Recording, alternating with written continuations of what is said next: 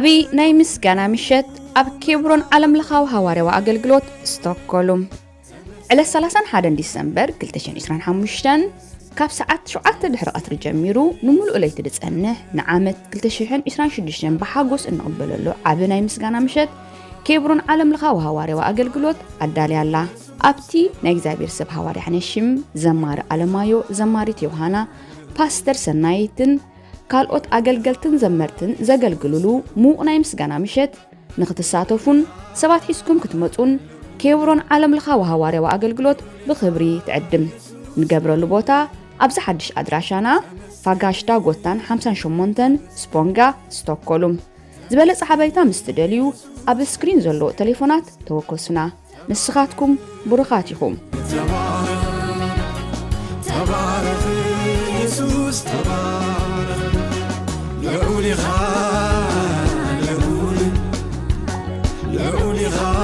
ኢየሱስ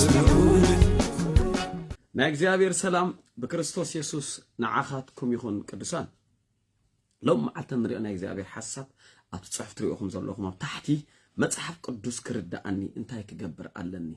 አይ ቲንክ ብዙሓት ሰባት ብኣፎም ዝዛረቦ ብልቦም ዝሕዝዎ እዚ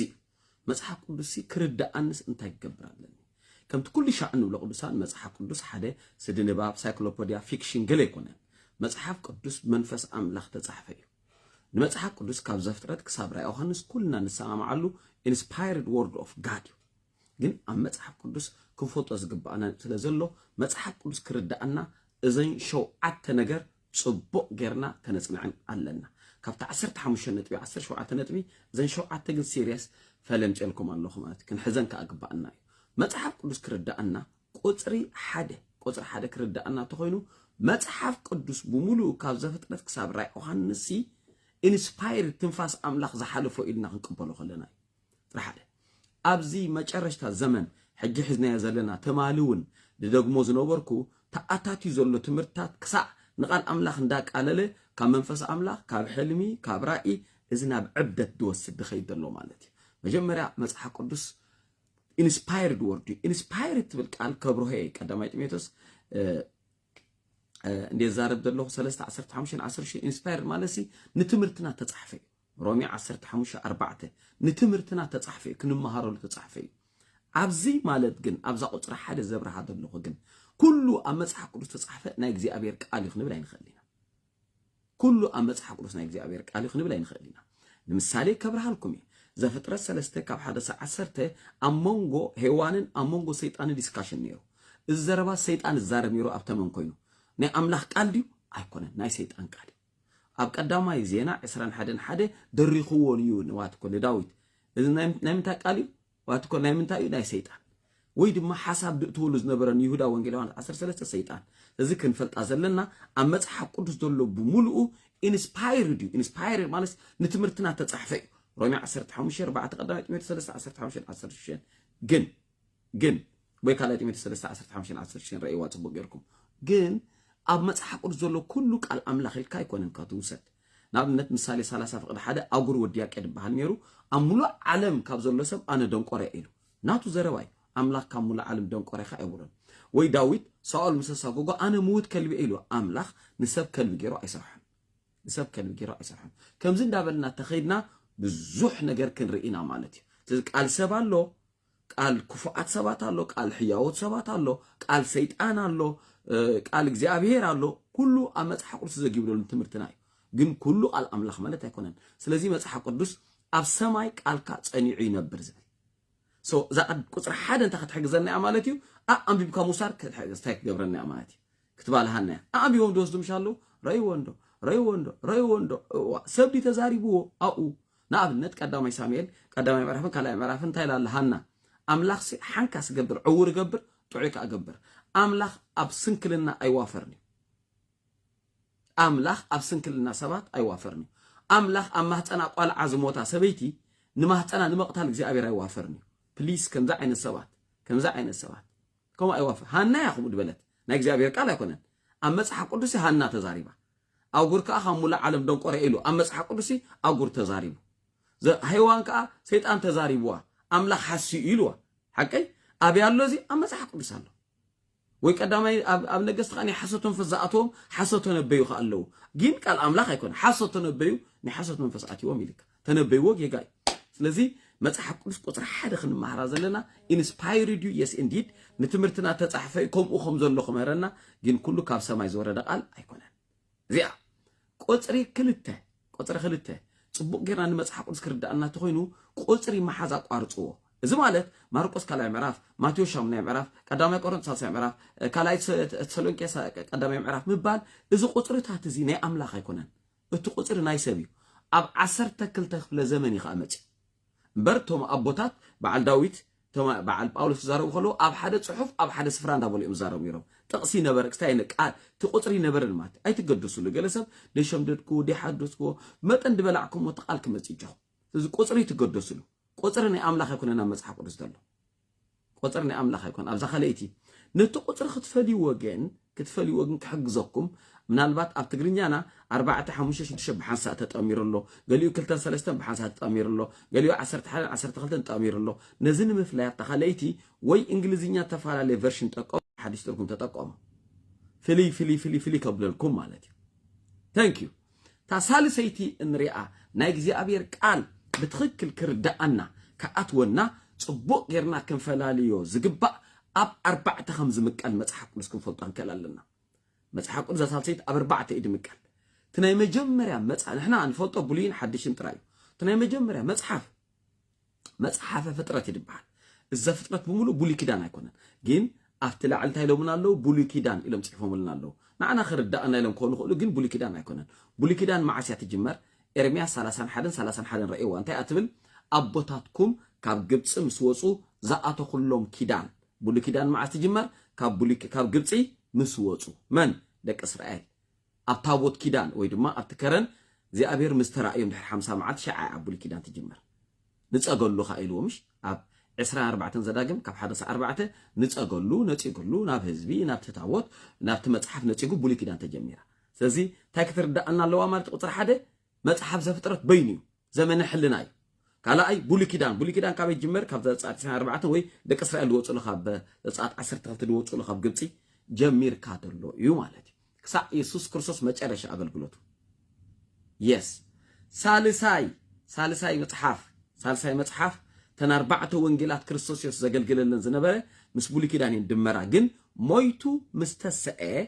መንፈስ ቅዱስ ቅድሚ ሃቡ 40 መዓልቲ ገልግል ነይሩ ክርስቶስ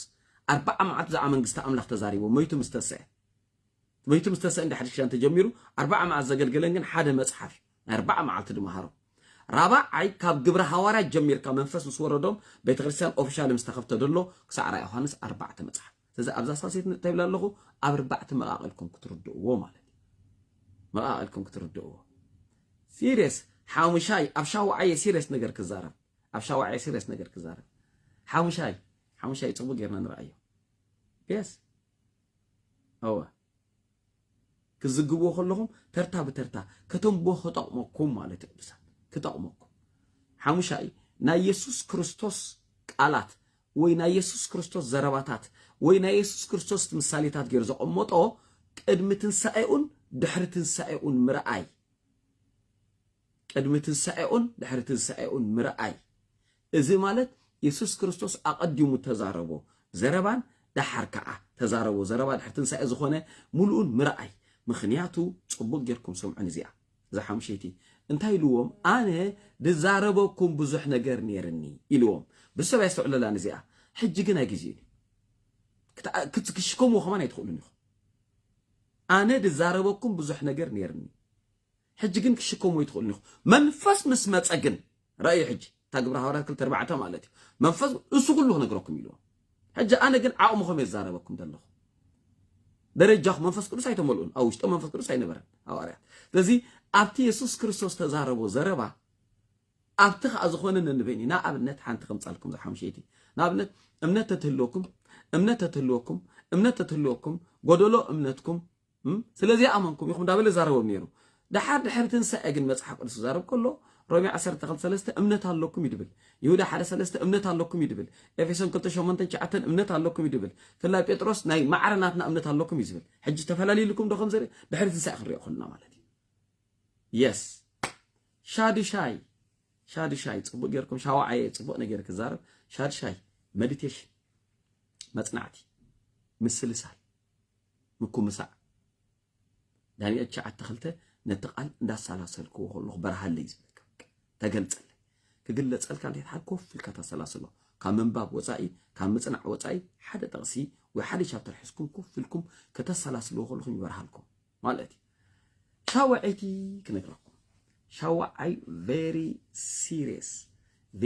serious ዛ ሻዋዓይቲ ግዜ ይበልዕኒ ካብ ሕጂ ዳኣተውን ከምኡ ቅዱሳን ኩሉ ብክርስቶስ ምትርጓም እዚኣ ጽቡቅ ጌርኩም ብውዱዕ እዩ መስቀል ምትርጓም ናይ መጽሓፍ ቅዱስ ተርጓሚ እዚኣ ከም ዝብል ኣዘራርባ ኣለሽ መንፈስ ቅዱስ ገጸልካዩ መንፈስ ቅዱስ ገጸልካ ሰሚዕኩም ይኹም ዝሓድሽ ነገር ስለዘይኮነ እያ ማለት እዩ ሓድሽ ሰሚዕና ኢና ሁሉ ካብ ጎይታ ክንቅበል ጀሚረ ይገልጽ እዩ መንፈስ ቅዱስ ከም ዝገልጽ ሞ ሓድሽ ኪዳን እንታይ ዋላ ብሉይ ኪዳን ገላጽ ምስጥራት እዩ ግን ተኣማን ሃዊድ ነገረካ ድሓት ከመይ ገይሩ ግለጸለይ ከመይ ገይሩ ገጸለይ ድብለካ ደሎ እምበር መንፈስ ቅዱስ ከም ዝገልጽ ጠፉ ኣማን ስለዘየለ ንዝፈልጥዎ ክንደግመሎ ኣይነረብርቦም 10 ዓመት 20 ዓመት ሰዲ ኣይነማሙቕ ኣነ ባይዘው ሓደ ነገር ንግረኩም ቤተ ክርስቲያን በመዝሙር አይጀመርኒ ቤተ ክርስቲያን በትንቢት አይጀመርኒ ቤተ ክርስቲያን ሓደ ዓይነት ቋንቋ ስለንዛረብ ካብ ዓርስ ለሰጎግና አይጀመርኒ እዝሜስ አፕዚኻ ክሳዕጅ ምን ቃል ነውሕ ዘመን ወሲድ ደሎ ደግማይ ቤተ ክርስቲያን በትንቢት አይጀመርኒ ቤተ ክርስቲያን በመዝሙር አይጀመርኒ ቤተ ክርስቲያን ሓደ ቋንቋ ስለንዛረብ ካብ ዓርስ ለሰጎግና አይጀመርኒ ዳዳካሊዮስ ቤተ ክርስቲያን ቤት ትምህርቲ ቤተ ክርስቲያን ናይ ስልጣና ማእከል ቤተ ክርስቲያን ናይ ስልጣና ማእከል እዩ ሶሪ ኪኖ ዝኽዛረባ ይከልኒ ናፍቲ ፖይንት ግን ክመጽእ ኩሉ ብውዱዕ እዩ መስቀል ምትርጓም ግሎሪ ቱ ጋድ ኩሉ ብውዱዕ እዩ መስቀል ሓደ መጽሓፍ ክዛረበኩም ኩሉሲ ወንጌል ዮሐንስ 5:39 እዘን ኣነ ዝነገረኩም ዘለኹ ጽሑፋት ሪኢኹም ኩላተን ብዛዕባ እንድዛረባ እዩ ጽሑፍ ይልወደሉ ብሉይ ኪዳን ካብ ዘፍጥረት ክሳብ ሚክያስ ደሎ ብዛዕባ እንዛረብ ብዛዕባ ኩሉ መጽሓፍ ኣብ ዘፍጥረት 14 ደሎ ትመልከ ጸደቅ ክርስቶስ እዩ ኣብ ዘጻአት እንደቅ እስራኤል ደውጾኦም ሪኢኹም ኣለኹ እቲ ብየማን ጸጋም ደም ተለኸየ እሱ መነሩ ክርስቶስ ንደቅ እስራኤል ዝሕለፎም ተታበትር መነር ክርስቶስ ኣብ ዘላውያን ደሎ መስዋዕታት ነን ወክልዎ ኣብ ዕብራውያን 10:1 ንክርስቶስ ኣብ ዘዳግም ደሎ እንደገና ድመጽም እንደገና ዳግማይ ዘውጽእ መነሩ ክርስቶስ ኣብ ኢያስ ደሎ ጀነራል መነሩ ክርስቶስ ኣብ መሳፍንት ደሎ እምባ መነሩ ክርስቶስ ኢየሱስ ኣብ ቀዳማይ ሳሙኤል ደሎ ከውሕ መነሩ ክርስቶስ ኢየሱስ ኣብ ካልኣይ ሳሙኤል ደሎ ባዕሉ ተአለት ተከውሕ ክርስቶስ ኢየሱስ ኣብ ሩት ደሎ ትይዋትኮል ባላሃይ ወይ ድማ ትድወሰዳ በእዝ መነሩ ክርስቶስ ኩሉ ጽሑፋት ንክርስቶስ ይዘውሪ ሕጂ ገለገለ ሰባት ክብልኹም ኸልዮም ሞብሊ ኪዳን ይንሰብኽ እንዲና ክሰብኽ መሰል ኣለካ ኣብ ብሉይ ኪዳን ንክርስቶስ ዲኻ ትገልጾ ዘለኻ ንመን ክትገልጽ ኢኻ ምጽኻ ዘለኻ ቤተ ክርስቲያን ከ40 ምእመን ነይርዋ 7 ተመሊኣ ቤት ይሁዳ ክትከውን ናይቲ ኸኣ 30 ነይሮም 10 ተኾይና ቤት ሳኦል ክኸውን እዚ ግን እንታይ ባህሉ ሲልኩም ካብ ድንቁርና ጥራይ ኣይኮነን ጸልማ ጥራይ ኣይኮነን ነቲ ህዝቢ ትጻወት ከለኻ ማለት ህዝቢ ታይፈልጥ ሳኦል ሰይጣን ኣይኮነን ዳዊት ከ እግዚአብሔር ኣይኮነን ሕጂ ጽቡቅ ጌና ንርአዮ ኩሉ ብዛዕባ ክርስቶስ ይዛረብ ስለዚ ውዱዕ እዩ መስቀል የውሪ ድዩ ብዛዕባ ክርስቶስ ይዛረብ ድዩ ብዛዕባ ክርስቶስ ይዛረብ ድዩ ዝኾነ ሰብ ክነግረኩም ኣነ ብዛዕባ ክርስቶስ ክዛረበኩም ተደኪ ኢሉ ክርስቶስ ተሰቂሉ ሞይቱ ተስኡ ናይ ካልኣይ ዮሐንስ ፍቅድቻ ኣተሪዋ ካልኣይ ዮሐንስ ኩሉ ሰብ ዚኣ ይለጥፋ ብዛዕባ ክርስቶስ መጽሓፍ ቅዱስ ካልኣይ ሽሙ መጽሓፍ ክርስቶስ እዩ የስ እዚ ብጣዕሚ ክትገረሙ ኢኹም ማዕረኽ እንደይ ሰብ ተሸዊዱ ተታሊሉ ኸም ዘሎ ኸኣ 2026 ክንመጽ ይዳ ባይዘው ንግድ ካልኣይ ዮሐንስ ፍቅድቻ ኣተ ሓንቲ ምዕራፍ ኣላታ ፍቅድቻ ኣተ እቲ ጎቦዝ ዘብል ፖስት ግበርዋ ካልኣይ ዮሐንስ ሓንቲ ምዕራፍ ኣላታ ፍቅድቻ ኣተ እቲ ጎቦዝ ዘብል ጎቦ ዝኸይሰብ ኣሎ እዚኦም ቶም ኖስቲክ ኖስቲዝም ዝበሃሉ መምህራን ኣብ ዝኣተውሉ ግዜ መጽናዕቲ ባይብል ስኩል ተመጺና بمهرو كريستوس زيتصنع بمن زيتصنع قدسان بمهرو كريستوس زيتصنع بمهرو كريستوس زيتصنع ناي مصحف قدس تمرتي كريستوس طراي غوليات دبحالو ياريكو فريسو نبلينا انتي زي نبل نحنا انتي زي نبل ياريكو فريسو مزمورات هلنا غوليات توقعدو مزمورات هلنا رغيص ايو دبل مزمورات هلنا نزمرو خاينا أبي حدش كدان بولوشي أبي ناي غوليات دلو أبي ناي حدش كدان ياريكو دلو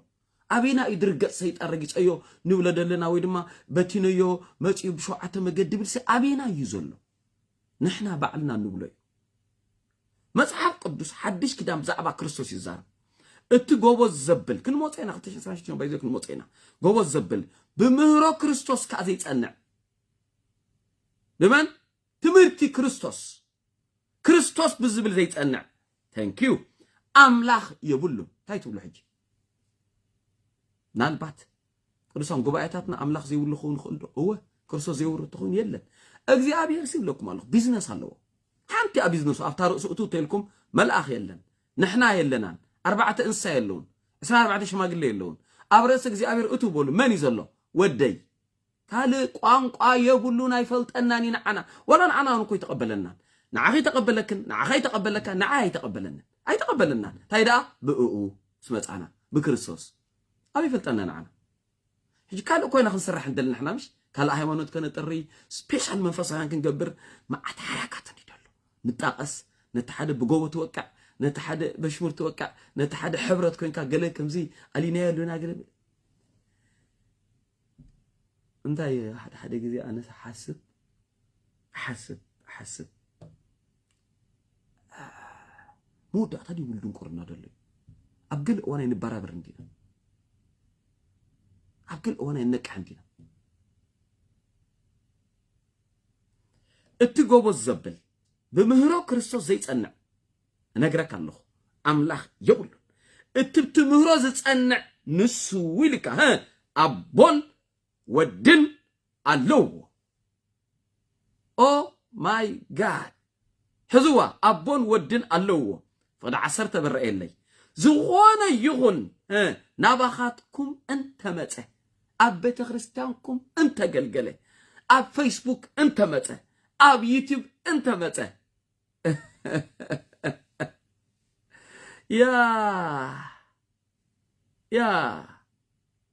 يا فيرغو عليه السلام نعخي خون أبوستل تمكت مالت مولو بمولو مقبار وي مشفان مالت الكانا نيركات مالخا أيكون الكانا كمين تبرالنا نو فيرغو عليه كما يقولكم رأيوانا يتمال الفيديو دبالكو تمكت مايسي دبالكو رأيوانا يتمال ماي تمكت بايزو انتو مهارونا كبر لنا منغو أتينا تملسنا سلست عين سواتي دفلتاني أقلالا تتعرفهم أناشهم ألاقيتهم حاكيتهم ديم اللو سلوم واستعلوا حبرت سبالو أتقع يوم زيو أتقع على زيو توم كلايكا أن تحطهم بحطهم تملسلو توم سالس هايجن كم ذا حفتجن كبر لنا أسواي تاين جبر نملس تتأمك أدولكم ما يتأمك أسي أدولكم ما يتأمك أسي مسكرستوس مقبار يكونن ويتا مقبالي مسكرستوس مقبار ما يتأمك أتجن نتبغ خرستوس تقبرنا يو ويتا مستقبلنا ناتو ملك كتاب دقي بحاتيرو أتتأمك قديم يتأمك دحر بخرستوس تطمق ما يطمق إلي دي عزيا سلازي قد عصرت زغوانا يغن نباخاتكم انت متصمو نزم هروزو تزين صح زغوانا فيسبوك امصا ابيتيوب امصا ابيت رسامكم اقلكم زو املاكو سب امين نيناي اتاسب امين اتاسب امين زغوانا يغن نباخاتكم تمصمو نزم هروزو تزين صح ابيتكم ايتقبلوا سلامون ايتبلوا السلام زي بولس أبتأكل جو السلام زولوس أبتأكل جو حبيري إذا نظام نوستيك النوستيزم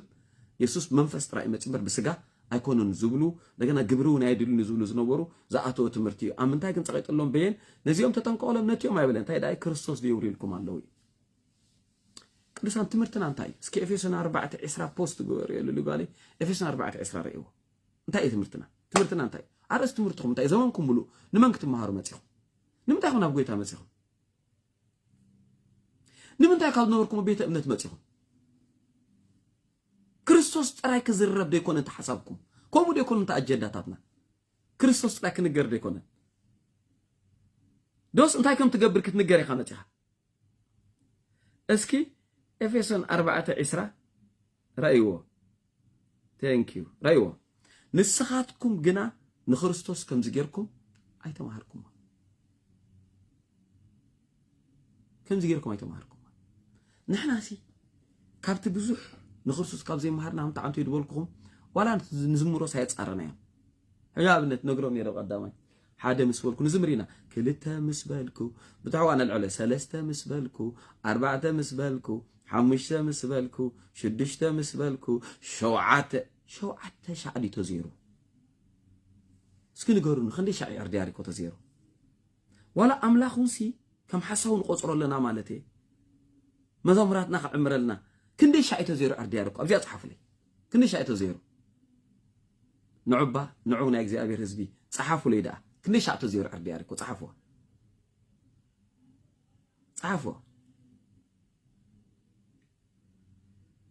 أو مخنيات حجي انتهينا خنكون مسيلكم نبقى الأملاخنا خنملس ترأسنا دول هزو نبقى الأملاخ ملس الله سبكتاتنا تمرتاتنا مزامراتنا لمدتاتنا نبقى الأملاخ نملسي فاينال نيجزي أبير ديستني كريستوس عزبل تانكيو 10 جزي ناتا أبتن شدشة معالتي ها حدا جزي شدشته حزل لي أو سمعني أبتن شدشة معالتي ها حدا جزي زروان أبتا شوعيت معالتي غندي جزي شوعات جزي سيز غندي كوينين شوعات خدمر شدشة يسلو أباو مات 10 جزي زيرو 10 جزي تزيرو نحن خميس أكني ننزل شو عتوصلكم سجنا فرسان بتوالا ولا بتمات ما تستقبل تعرف قالوا فرسان جيت كوبي كونن يبلنا ياري كوخ أمبر قال عندكم سألكم مزمر كلا معرف ليترال مزمر كلا معرف انت يدي بالله لما مسيلكم أنا نمنتاي أم أحزاب النجستات ندش ور بريلك نمنتاي أنا يلك نتقب أي نمن نخرستوس أنجي سيله من إجزي أبير لعول إجزي أبير انت يجري له أنجي سيله نمن مزبور كلا معرف رأي وطب بجيركم نودي سلازي أما قدت أني حكي وقعكم أنا سعم ونودي لك رأيه مزبور كلا معرف رأيه سعم ويدك مزبور كلا معرف نودي سعم أنجي سيله إجزي أبير زي نجس شو مزبور 57 تايب لك كاب سمين كاب مسرق كاب معراب كاب دوبا يكون كبر دمت كاب أملاخي لك إجزي أبير ينجس أنجي سيدك نزي أبي ترخوا جبرها ورا ترى بعمرها كابسران شو متنسع سلاسة وقوي تاي لما نسخان ودي أنجي سيل له خيل كان دي خيله ما هوارا نمن تاي نجسات واج أولي كم تازبر كه واج أولي له إجزي أبي رز نجس لكن نحنا خطاي نبل شيء مكالخو نقول أبي وتي أنجي سكا شيء مك نحنا شيء منا يورينا أنجي سنا يلنا مزبور رأيوه قبل علينا نود دنقصكوا بعليو أوه شيء ما كأجن حجي أنت يكون كنا يقولني نوح سلز زمرنا يو وابك هابيت كبيد نديو دم تخيل نديو أستوعب القدسان كلا قرنطس 15 شو متى تصدقكم يخم لنا أمين سياسة لست 10 تصدق تعود كابول ليلنا رومي 4:25 بتنسى تصدقكم لنا مصحف قلت بقلت قميت لنا الله فيليب 3:5 كاب 5 10 تصدقكم لنا سو مزامراتنا هاتيات نيا يمن بدلي انت يبلخو كريستوس انت خقبر مسقل وعلو انت خقبر دوموسيس سلازي سبكتاتنا مزامراتنا لمدتاتنا صار مسقل كخون خيل يو تزربا كمرمر الله حنا شم جيغا تسبيخون مهيرون كوينو كمرمر الله بقال أملاخ حدا زمارا جيغا تزميرو حدا ممر جيغا تميرو بقال أملاخ كريو لنا بخرسوس يسوع عيني كبر حالكم تخوينو You are so blessed everybody share يبلو بزوح مسترات دار أنا خنمتسينا جن حدش تمرت مصحكم سيجمر الله كل خاطكم زي أحزوا كالتشحن 26 ورحي 4 what we call ورح 4 سمعني كالتشحن 26 ورح 4 على شدشتن شوعته على شدشة تجمر أورا مصحف حدش كده انتبه نفسه كبسوي مهرة على شدشة تجمر يا مالتي تخليت تجمر كا نزي أنا خدم تجوا أفتح عللاتكم أورا مصحف أجمل لكم وي أبتحتي على لينك تالينك صريحة مسدوم على لوجو تباركم تالينك تسقط قبلوها كاليت خا أبقى زي أن على شدشة شوعتن كوينا ورح 4 شو منتن شعتن كالله 4 5 تجمر زي أخا أزرار مصحف رأي يوحنس دبل كا زي أخا أب الله تكم تا زوم بايبل سكول أجمل.com لكم ويا تحتي على اللينك صايدكم تمزقوا إذا تمرتزي سرح نزلكم تمرتن نزلكم قول نزلكم يركع علي أبزخونه وتخلكم سمع وصلت خلوا ما تدخلنا جزي تمزقوا بيأخم لينك تسقطوا you are so blessed shalom በዝጋጣም እዚ ዓብ ኮንፈረንሳት ኣለና ሓድሽ ዓመት everybody ናይ እግዚአብሔር ነገር በኃይል ዝግለጸሉ ጊዜ ናይ ክርስቶስ ዝበርሃሉ ጊዜ እዩ ምጹ ኣብ ፋጋሽታ ገታን ፌምቶ ኦታ ስቶኮሎምን ካቢ አንደለኹም ካብ ሰዓት 7 ምሽት ሰዓት 7 ንግሆ በዝጋጣም እዚ ቤተክርስቲያን ዘይብልኩም ኮነ ዘለኩም ላይፍ በዝሐ ክፋሉ ወረ በሙሉኡ ላይፍ ክንሕልፎ ክንጻዕሪና ተዳለው ኢኹም ማለት ካለ ኣብ በርኒንግሃም ከባቢ ዘለኹም ኣብ በርኒንግሃም ካቢ አንደለኹም እግዚአብሔር ተመስገነ ይኹን yes አለት ክልተ I think yeah على ثلاثة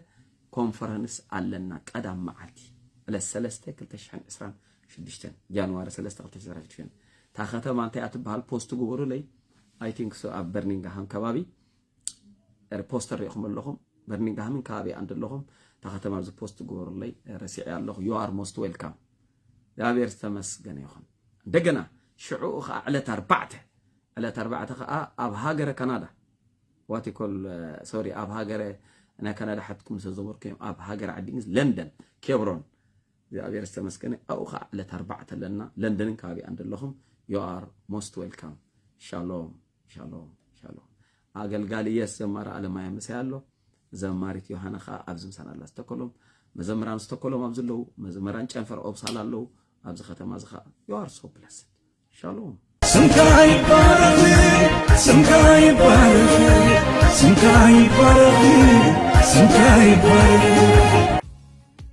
قدسان كلهم أب كبابي كوفنتر تنوبرون أب كل كي تنوبرو تغلال كلهم نعلت 3 جنواري ويكاتري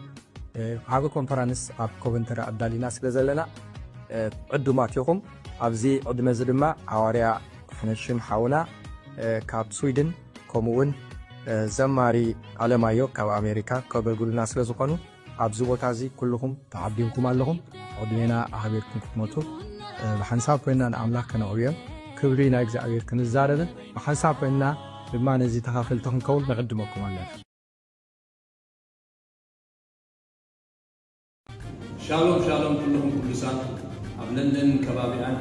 الله قبل من الكعبي كي تركوا لما عتي إذا حتى الفيديو يكون قبل زلنا أزيد كرمينا زلوا على 4 جنواري فتشن سانشدشن